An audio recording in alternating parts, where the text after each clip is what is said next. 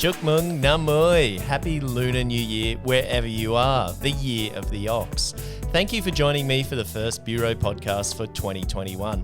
I'm Matt Cowan, the Bureau Chief and your host. I've got a big show for you today, so let's get into it. Joining me today is the Bureau's content manager, Melanie Kasul. How are you, Mel? Hi, Matt. Happy New Year to everyone. Did you miss us? Now, you're from the Philippines. Which is bigger, New Year or Lunar New Year? Christmas. We started in September and all the way up to, January for the first Sunday of January. Yeah, it's pretty huge, isn't it? Yeah. Well, wherever you're listening in Asia or the rest of the world, we hope you have a safe and better year than last year. So, what's on the show today, Matt? Well, Mel, I'm glad you asked. This year, the Bureau is taking a slightly different approach. We're going to tell more stories about us and Vietnam, with more of a focus on discoveries, experiences, and eating, which of course can all be found on our social media on Facebook and Instagram and on our website, thebureauasia.com. Okay, but what does that exactly mean? Well, we're going to turn the lens a little bit more towards us and tell our story a little bit more. How we see, what things, we discover. How we taste, yeah, exactly. Okay. And tell those stories to our audience, our following that we've managed to build over the last few years. Okay, all right, let's do it. So I thought we'd kick off the year with an episode on Vũng Tàu. Ooh, I love Vũng Tàu. Because I've spent a bit of time there recently and discovered some really cool things. Yeah, I feel that Vũng Tàu is under appreciated, and it's not as, everybody thinks, just because it's the neighbor of Saigon. Yeah, it's just down the road, isn't it? Yep. Yeah. So that's good. Good choice. Okay, so let me give you the basics first. Vũng Tàu is a beachside town approximately 100 kilometres southeast of Saigon, which is around 2.5 hours by car or 2 hours by ferry. Or 1.5 hours by motorbike, according to some of our Vietnamese friends. And about 5 hours if I'm driving, or 6 hours. Takes me forever to get there. And if you go by car or ferry, especially ferry, it's around 280,000 Vietnamese dong. That's about $12 one way. Yeah, one way. And you can catch the ferry from the terminal here in District 1. Is there, because I heard that the ferry stopped, so are the ferries back on rotation now, it's regular? Yeah, it's regular. I think it's daily, and it's just the number of times it leaves each day. So it's about 3 times a day. I think it's 10 a.m., 12 and 2 and then or coming like back. That. Yeah. Okay. Yep. Vũng Tàu has a population of around 500,000 people with 2 major beaches known as Front Beach, in Vietnamese, Bai Chup, and then a much bigger beach called Back Beach, called Bai Sao in Vietnamese, which is on the windward side of Small Mountain, which, interestingly, has a 32-metre high statue of Jesus on it. Ooh, just like in Brazil or something. Yeah, I haven't been there. Like Sugarloaf, hey? Oh, yeah? Yeah, I haven't been there, but something like that, yeah. Back Beach faces the East Sea, perhaps better known in the other parts of the world as the South China Sea. But that's a contentious issue and we don't want to get into the politics of it, but it faces the east, and if you sailed in that direction, you'd eventually hit the contested Spratly Islands. Okay. They're also known in Vietnamese as Trung Sa. Okay. And then there's the Filipino island of Palawan. Yeah, we're directly you can run a straight line that's right. through Palawan in Puerto Princesa, which is the capital. Yeah, that's right. Straight to Vũng Tàu. Yeah, some of our listeners might have heard of Puerto Princesa. Yep. Yeah, it's a popular holiday destination. I think plenty of diving and whatever else. I'd love to go there one day. Now, Vũng Tàu is a fishing town, of course, but it's perhaps better known for shipping and oil. Ships cruise back and forth past Vũng Tàu to Ho Chí Minh City through the network of rivers and estuaries. And Ho Chí Minh City is actually located on the Saigon River inland a bit, not on the ocean. And Vũng Tàu is what? Does Vũng Tàu act like a bay or a strait? Well, Front Beach is a little bit of a bay. It's quite protective. But Vũng Tàu basically is on a peninsula. A small peninsula quite south in the country. All right. Yeah, that's right. And pretty much directly southeast of Saigon, only about 100 kilometres, as I said before. There are a number of oil rigs offshore still, and back in the 90s and 2000s especially, Vũng Tàu was well known as an oil or petroleum town. Ooh, black gold. Yeah, and remains so. Perhaps not as, oily as it was back then. There was a sizable Russian community there, and because there's still of the a oil? community. I guess so, but also obviously the historical links between the two governments. And finally, it's just an easy place to escape to from Saigon for the weekend, as we mentioned earlier. Yeah, the weather's cooler. There's an average of high 20s to 30-degree temperatures all year round. So actually, when it's summertime in Saigon, it would be summertime in Vũng Tàu as well. There's like, it's only 100 kilometres away. Yeah. But it's just a bit cooler, obviously, because of the sea breezes. Ah, okay. I get what you mean. We don't really get much wind in Saigon, to be honest. This time of year in February, like last night, was quite windy, was unusual. So when you were in Vũng Tàu, which was windier, front beach or at the back? Always back beach. Always. Now, Vũng Tàu has an interesting history too that sometimes gets lost on travellers, as you mentioned, Mel, and especially foreigners who live in Saigon. The town has a kind of seedy reputation, at least in the past. Okay. When oil was booming, and there were plenty of girly bars to keep oil workers and whoever else happy once they came ashore. So it's like a girl in every port kind of situation. Yeah. Okay. I think so. Is it still like that? Well, there's still sort of that red light I don't know if it's district? official or unofficial girly street. It's called Winjai Street. Okay. It has changed a lot. Not apparently. I've well, heard. Because because of COVID, a lot of bars and restaurants have closed. Well, that definitely, but the streets changed a lot over the past decade. Okay. I guess based on oil prices, fewer oil rigs out there, fewer oil workers, and I guess less demand in more ways than once. And you can see the remnants of the girly bars there, the semen. The Seaman building. Seaman Inn, I think, or something. Yeah, there is a very famous outpost there. It's called the Seaman Bar, right? Yeah, something like that, yeah. Anyway, like much of the south, things started as a swamp in Vũng Tàu, which isn't really much different. Well, District 7 here in Ho Chi Minh City is started as a swamp. Still, most parts. Yeah, it's also a swamp. That's right. Well, the difference with Vũng Tàu is that European trading ships visited regularly because of the access to Saigon or Ho Chi Minh City, just offshore of Vũng Tàu, and it's still the case today. So if you go there, you'll see the ships coming and going, cargo ships, oil tankers. Oh, and even cruise ships at one time. Cruise ships. I remember. That's right, yep. And allegedly, Vũng Tàu gets its name meaning anchorage. Now, I know that Tàu means ship, so there's merit in that. I'm not too sure what Vũng means in this case. Around the 14th and 15th centuries, it was a magnet for Malay pirates. Army hearty. Yeah, they'd wait in the protected cover there of what we know now as Front Beach. Okay. And from memory, that beach over the years has been called Coconut Beach as well. Okay. So there are still coconut trees there. Coconut palms there, I noticed the other day.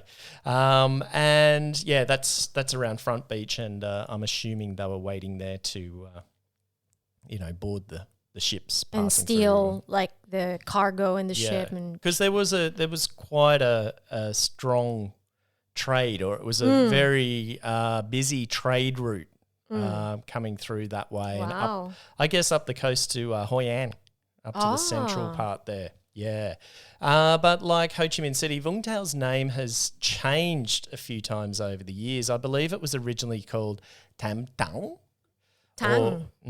Or Three Boats. Okay. Apparently, that means. After the first three villages or communes in the area, they were Tang Nhất, Tang Ni, and Tang Tam. And all of these 3 communes is still there? Like, Well, if you check Google Maps, Yeah. you'll see definitely see Tung Tam okay. on the map there, and it's around Back Beach and close to the Imperial Hotel Okay. area there. And the Tung Ni area is from Big Mountain, sort of behind that, with Leloi Street forming one of its boundaries, and Tung Nyet further on from there. So only Tang Nhi doesn't have like a beachfront boundary. It's like more inwards. They both are on the water, but the Tung Tam area is near Imperial Beach, which is Imperial Hotel, which is Back Beach. Okay. And then the other 2 are sort of around the protected side of current day Vũng Tàu. All right. Yeah, but then the French came along in the mid-1800s and renamed it Cap Saint-Jacques. Like Captain Jack right? Sparrow. Yeah, it's maybe that's where they got that story from. Cap Saint-Jacques. Apologies again to French speakers. I don't know how to say it. But in Vietnamese, Cap Saint-Jacques. Yep. So they actually say that in Vietnamese, and you'll see some references to it still about town as names of hotels or places. Yeah, that's right. Yeah, so perhaps the odd karaoke place or No, there's a two-star hotel that's named. around. I think from memory, even Google Maps might have it pinned there as well. And apparently some of the oldies still refer to it as Captain Jack. Oh. Yeah, so quite interesting. And then when the French were booted out, it became known as Vũng Tàu. Okay. Of course, the Aussies were also based there For their during the war. R&R. Yeah, I think they were based out at Long Tan, but ducked into Vũng Tàu for a bit of R&R. And it was also, Vũng Tàu was also the launching place for the boat people who eventually made their way to other countries around the world. Oh, and maybe that's where they came from when they landed in Palawan in the Philippines. Perhaps so, yeah. Yeah, because there's a good chance. Yeah, because in Palawan, there's actually a lot of Vietnamese there. Okay, now, so food. Now, this may come as a bit of a surprise, Mel, to some people, but Vũng Tàu is a really good town for foodies, especially if you're into Vietnamese food, obviously, and seafood. Well, I agree. I mean, one of the first chain restaurants that I discovered all those years back in Saigon was Co Ba Vũng Tàu. So, super famous. So, I mean, that goes to show that it's not, it's not nothing, that there is a foodie culture and a rich history of food in that area. Totally. Yeah. Vũng Tàu, there's so much great food there. And I'm just going to list a few here that you really got to try if you get yourself to Vũng Tàu in no particular order because they're all awesome. And, actually, the first one has to be bánh khọt. Oh, yeah. It's either officially or unofficially the national. What do you call it? The special official food, dish. official dish of Vũng Tàu, and of course they're those tasty little deep fried pancake disc things with shrimp. Yeah. It's about the sound, right? That's the name. No, that's bánh xèo. Oh, okay. Yeah. Sorry. I'm not too sure about what the khọt means. It's the most difficult word to pronounce in Bánh khọt. Yeah, I can just never say it properly. But anyway, I think you guys know what I mean, and I'll put it in the show notes. Yeah. At the end. And there's a little place in Vũng Tàu, of course, and it's called bánh khọt. Well, it doesn't have a name. Okay. There are so many little places, mom and pop places around Vũng Tàu, and they don't have a name. You've just got to go by an address or just go by the lines. Go by the lines. I call this bánh khọt com ten. Com means no, and ten means name. Mm-hmm. Name. But I do have for most of these on my list here a video. Okay, great. For each, so anyone interested can go and check them out. Mm-hmm. The next one on my list is bánh tiêu.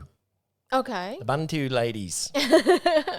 And it's a regular place that I hit up when I go there because they do these little, again, deep fried little snacky things. Like a donut.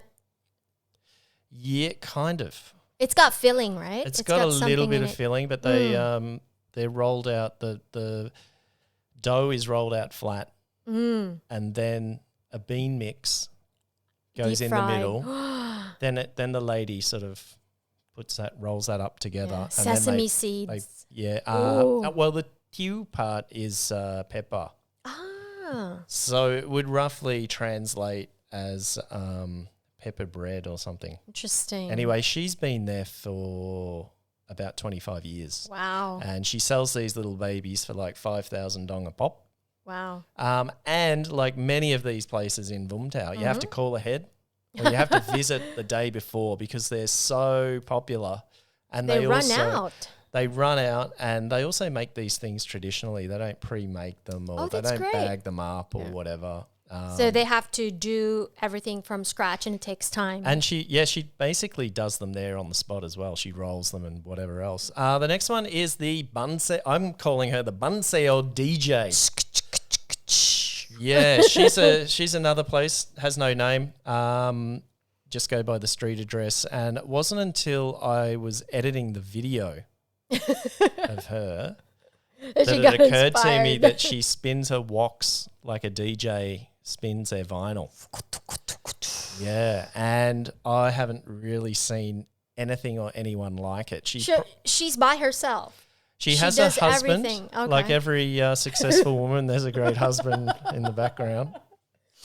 And he takes care of, orders, the cars turning up, the motorbikes turning up, the people on foot turning up, checking the clock. And it's not unusual. When I was there, I got there.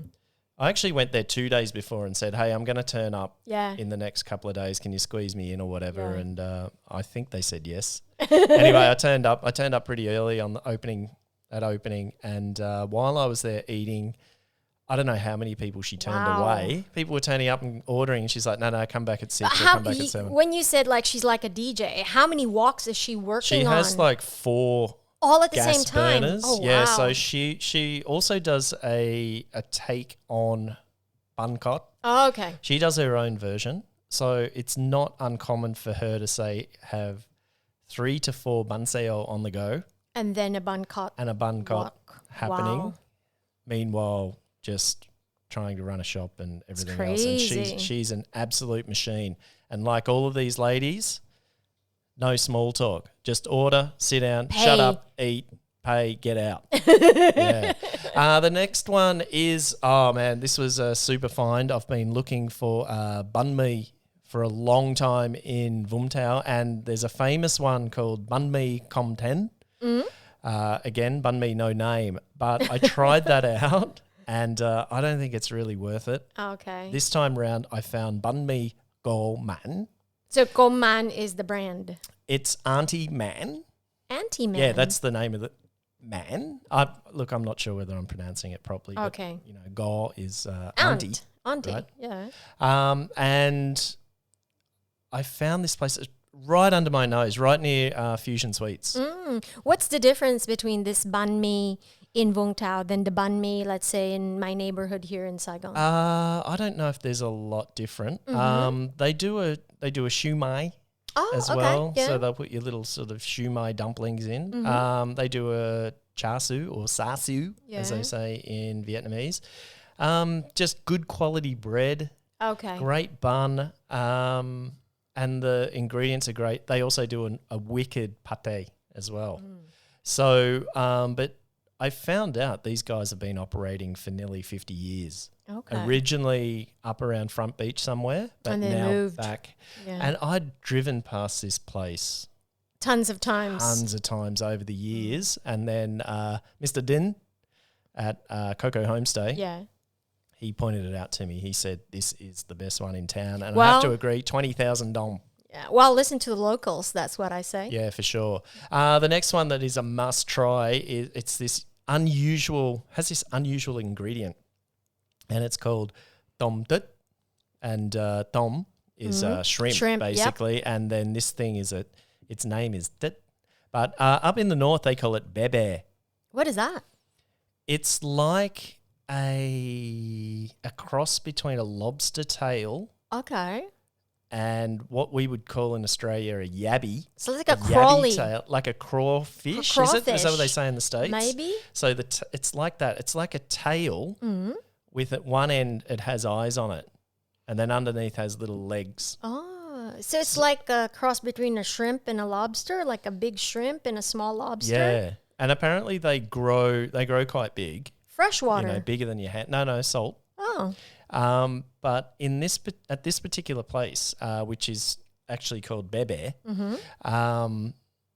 they use these small ones. Okay. They're only about as big as your finger. Is or it your a thumb. noodle dish or a... Yeah, so it's a noodle dish. So Okay.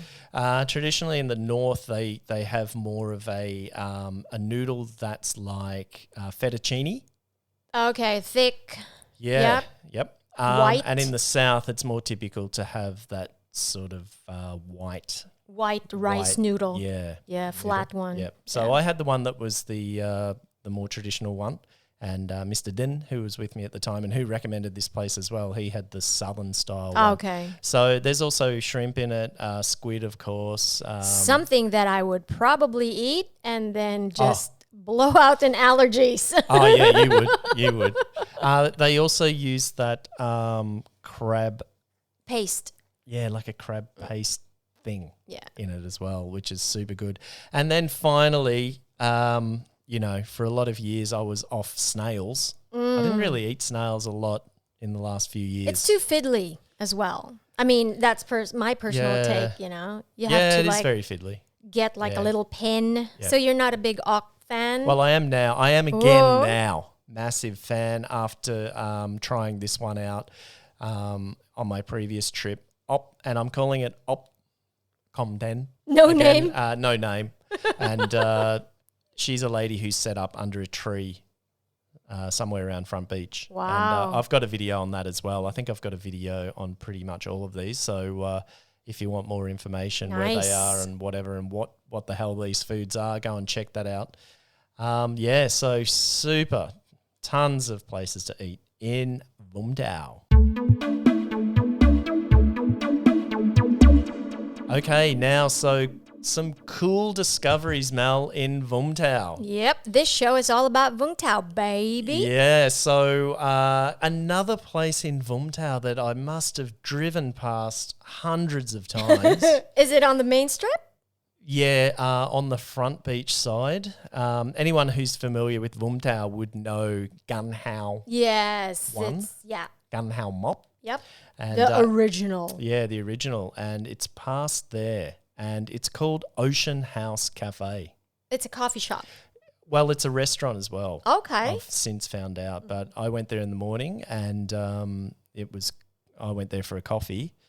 Just an awesome view, quiet, understated place. Wow. Great place to escape the heat, except perhaps in the afternoon because it faces the west. The west, yeah. Certainly in the evening, it would be an amazing place to have dinner and a glass of wine and watch the sun go down. How about the wind? Breezy?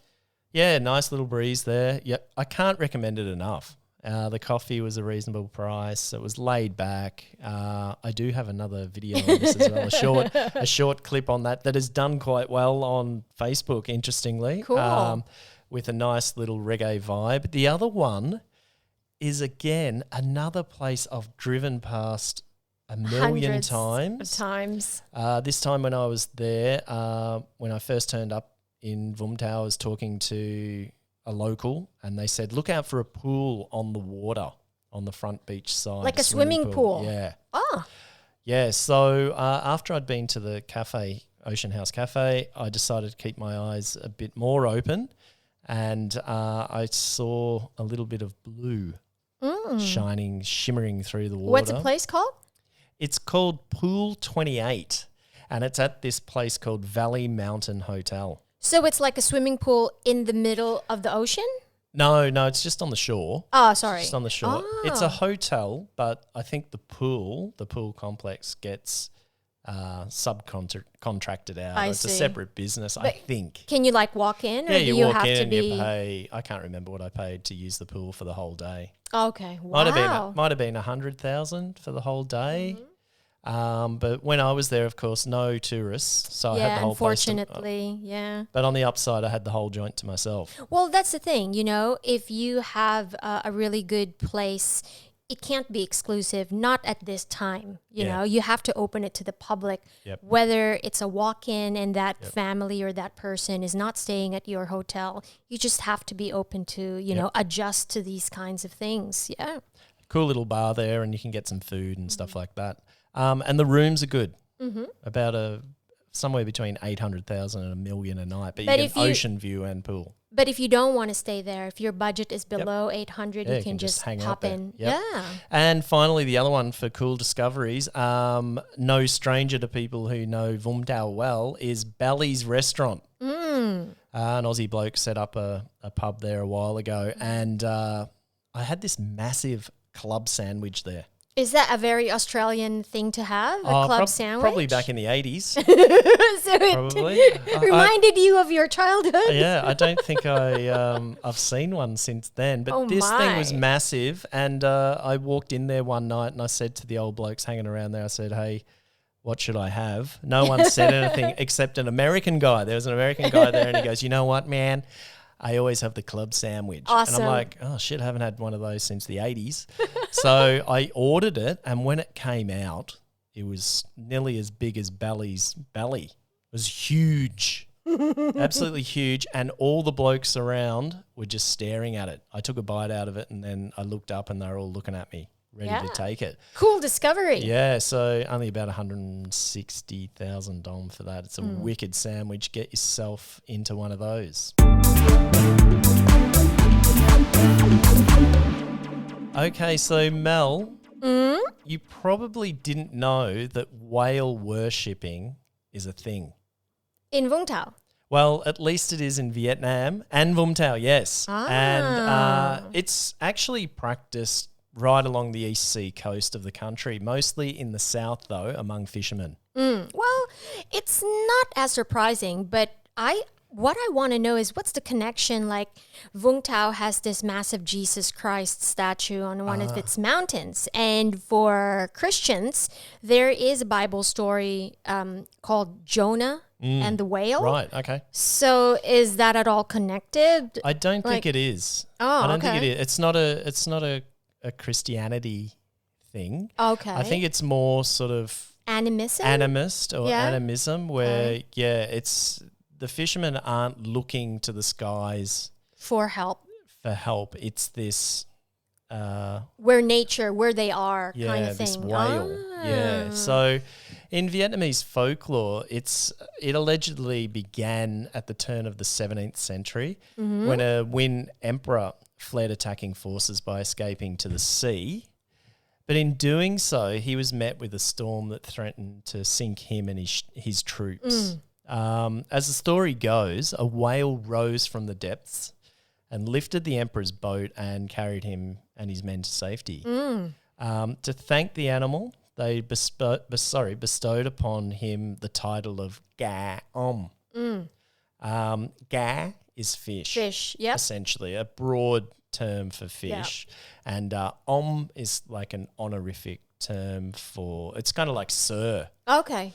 You know, you might see that in Vietnamese official documents. Or invitation letters. Yeah. So I would be Matt. Yeah. Oh, wow. Ever since, there have been many stories about how whales have saved stranded fishermen and boats at sea. These days, there are temples up and down the coast of Vietnam, and there happens to be one in Vũng Tàu. It's a fairly small complex on a street corner, surrounded by a large wall, which isn't uncommon for temples in Vietnam. But something struck me the day I visited recently, where there were these small dog statues on each pillar, like a decorative element. Yeah, they were. Yeah, I guess so. I thought that, but looking into it, I realised that, or found out that the fishermen who worship whales, they also show deep respect for dogs. Okay. Which is significant, I think, because there's actually a long history of eating dog in Vietnam. Okay. And in fact, during my previous visit to Vũng Tàu, I came across an eatery that specializes in dog and cat dishes. Oh, wow.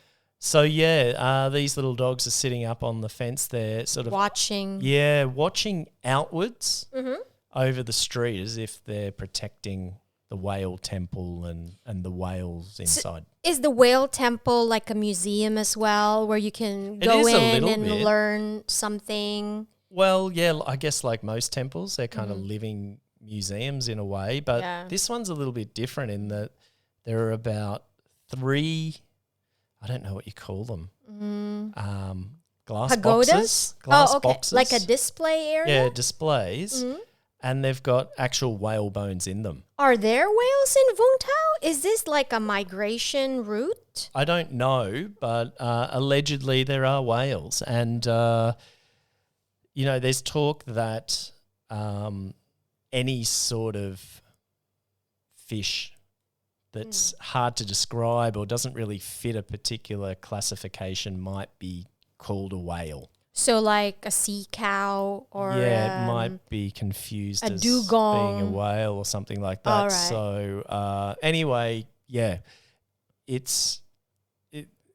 So is it a religion or is it like a community thing? Like, because, temples, there are some small temples that are like family temples, but there's also temples, let's say in a cul-de-sac or an enclave that is like a community worship area. For this particular one that you visited. It's a good question. These temples are dotted all the way up the coast. I don't know. Some people might say it's a cult. Oh. But I wouldn't go that far. Is there a donation box? Yes, there was. Oh, okay. There was. Well, it's just, it's just like a regular sort of temple, really. Okay. But there just happens to be whale bones in there. And it's an important part of fishermen's culture. So you said it was dotted along. What else did you see aside from this small one with the dogs?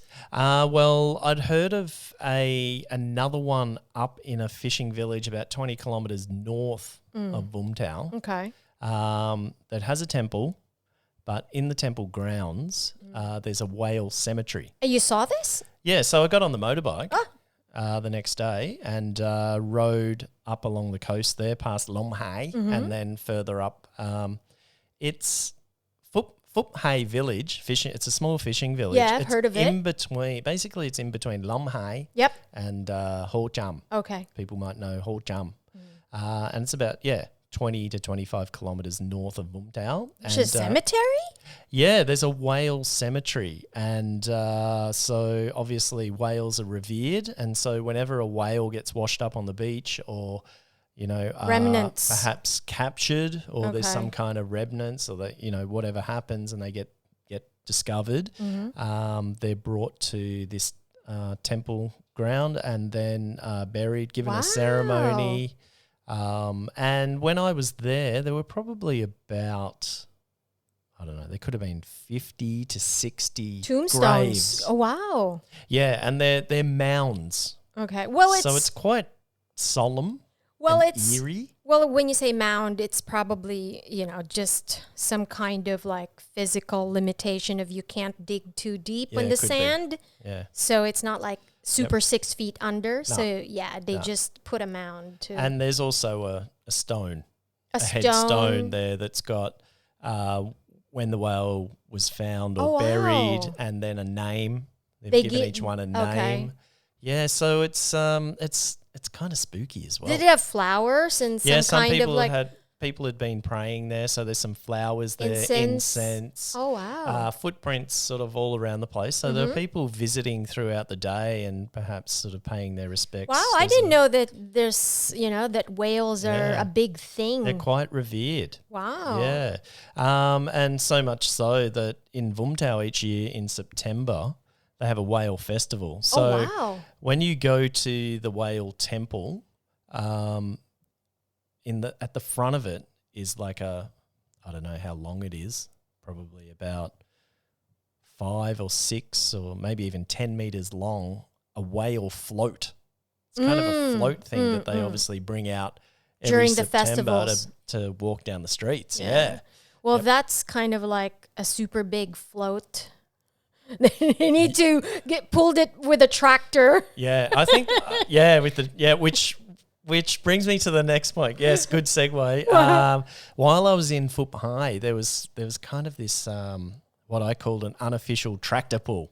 Okay. Now, I grew up in the bush in Australia and, grew up driving tractors. So I got very excited when I saw all these tractors running like a around farming tractor. Yeah, they're just like a regular farming tractor. They're quite big. They got a cabin. Massey Ferguson's, anyone who knows their tractors out there will know what I'm talking about. And there were probably 5 or 6 of them going up and down the beach and in and out and pulling out the fishing boats. The coracles. Yeah, they're called a coracle, I think. They're those round fishing boats, but not the old style. They're much bigger. Heavier, probably, much heavier. A whole bunch of men wouldn't be able to pull them out of the water. So they get these tractors to pull them out and pull them high and dry up onto the beach. They've got a motor in them as well. But it can't chug along, like enough to get to the beach on their own? Well, when I was there, they come in. Okay. They come in through the surf. So it's actually it's quite wild, the water there. I wouldn't swim there even. I'm a good swimmer. I probably wouldn't swim there by myself. And they come in as far as they can, depending on the tide. Yeah. So when I was there, it was probably heading out. Yeah. The tide was probably heading out, and it was probably about 100 meters up onto shore. right up to the shoreline, foreshore. Yep. There's a foreshore there. And they'd come in, pull them out, and then the fishermen would pay them a small fee, and then they'd unload their catch. Wow. Which wasn't much, actually, at that time. That was quite significant. Well, maybe it's also because of the season. Yeah, it might have been the timing, because on the foreshore there are a bunch of cafes there, sort of little pop-up style, mum and pop sort of cafe shops or whatever you want to call them. With a hammock? Yeah, there are a few of those, but they were just packed with fishermen. So I was there at a time when, driving down the street and nearly every third or fourth building was a cafe packed with fishermen all looking out into the ocean. How about the weather. In terms of seafood, like restaurants in that area? Well, it took a little bit of a while. I was asking the locals and hoping that some of the fishermen who'd brought out some of that fish. Fresh squid with ink, mind you. Now, super hard to get squid ink in the city. Yeah, anyone familiar with Vietnamese cuisine will know that the Vietnamese generally, as a rule, don't eat the ink. Yeah. Whereas Filipinos like Mel... Yep. They can't get enough of it. It's the Spanish tradition in us. Yeah, it must be. Yeah. So, interestingly, the Vietnamese don't like it and they'll throw it away generally. So I was hinting at these fishermen. I'm like, hey, where can I get that? Well, I was sort of saying, let's go and can you cook it up for me somewhere? It was so fresh. Anyway, they pointed me in the direction of a restaurant, and eventually I found this one called Tan Van. And awesome. I had salt and pepper squid, and I had this favorite fish of mine called cá đuốc. Yeah, well, cá đuốc is super expensive in the city, and you can hardly get them. You don't see it much. It reminds me of whiting. So anyone in Australia who's used to having fish and chips and perhaps paid a little bit more, like especially up in Queensland, you might get some whiting as your fish and chips. It's absolutely I love cá đuốc. Beautiful. Oh, wow. All those places that you mentioned in Vũng Tàu.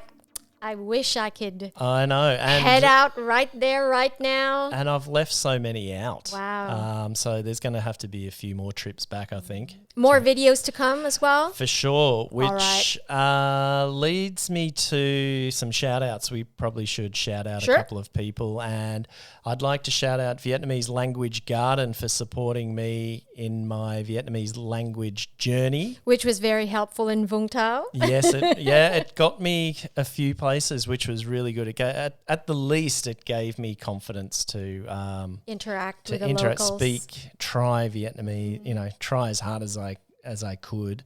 I'd like to thank Miss Tao, who is the owner of Vietnamese Language Garden, and a big get well soon. I believe she fell off her motorbike just the other day, and it was her birthday on the same day. So thinking of you, Miss Tao, and of course my teacher, Miss Luan.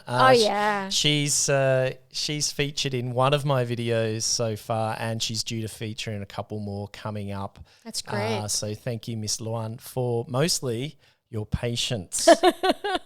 And also Mr. Din. Mr. Din. I love Mr. Din. Yeah, at Coco Homestay. Now, if you're looking for somewhere to stay in Vũng Tàu, I suggest you look up Coco Homestay. I don't think he's got a Facebook page at the moment. But we're shouting him out in the addresses below. Yeah, for sure. Now, he's located in between Front Beach and Back Beach at a beach unofficially or officially called Pineapple Beach. Okay. Yeah, it's a great little spot right on Ha Long Street, and it's faces near the Black west. Pearl. Right, nearly next door to the Black Pearl, which I was lucky enough to have a quiet beverage there when I was there last, and it was pretty. It's actually quite a cool little place. It's quite actually not little; it's big. Well, it fits right into our very nautical theme for this podcast. It's perfect. Yeah.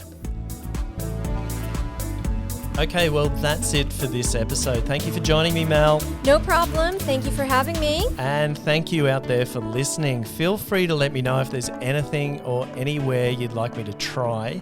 And don't forget, you can catch up with everything the Bureau's doing on the website, thebureauasia.com, and YouTube, and also on Facebook and Instagram. Where at, Mel? At the Bureau Asia.